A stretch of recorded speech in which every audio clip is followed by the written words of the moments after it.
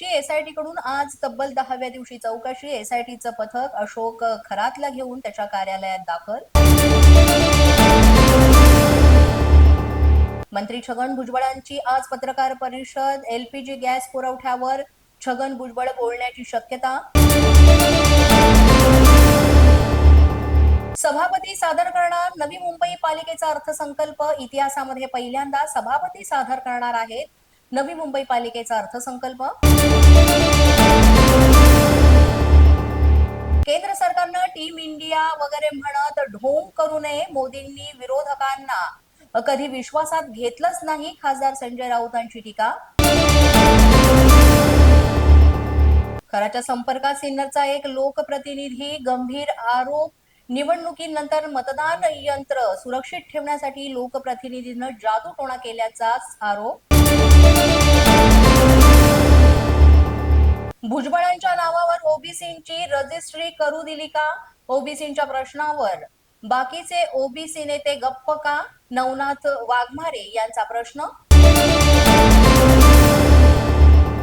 विद्यार्थ्यांसाठी भाजप युवा मोर्चाचा नवा उपक्रम. एमएचसीईटी, नीट, जेईई विद्यार्थ्यांसाठी भाजपचा पुढाकार. मेरी तयारी आणि तयारी एंट्रन्स हे 2 ऍप लोकार्पण. सांगली महापालिकेत स्थायी समितीचं बजेट महासभेत सादर. 1173 कोटींचं हे बजेट. सादर बजेटमध्ये कोणतीही करवाढ नाही. भोंदूबाबा अशोक खरात प्रकरणी पीडित महिलांचे व्हिडिओ व्हायरल करणाऱ्यांविरोधात मोठी कारवाई. मोठ्या प्रमाणामध्ये हे गुन्हे दाखल. नाशिकसह विविध ठिकाणी गुन्हे दाखल करण्यात आले असून कडक कारवाई. कोल्हापूर जिल्हा परिषदेचा 53.67 कोटींचा अर्थसंकल्प सादर. पहिल्यांदाच 50 कोटींचा टप्पा पार करण्यात आला आणि यामध्ये कोल्हापूरच्या या अर्थसंकल्पामध्ये वेगवेगळ्या गोष्टींचा समावेश.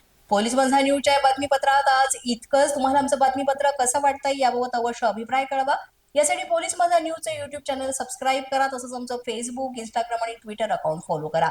अधिक माहितीसाठी आमच्या www.policemazhanews.com या वेबसाईटला भेट द्या. आमचे अधिकृत प्रतिनिधी व्हायचं असेल तर स्क्रीनवर दिलेल्या क्रमांकांवर आजच संपर्क साधा. आजच्या बातमीपत्रात इतकंच. पुन्हा भेटूया पुढील बातमीपत्रात. तोपर्यंत पाहत रहा पोलीस माझा न्यूज.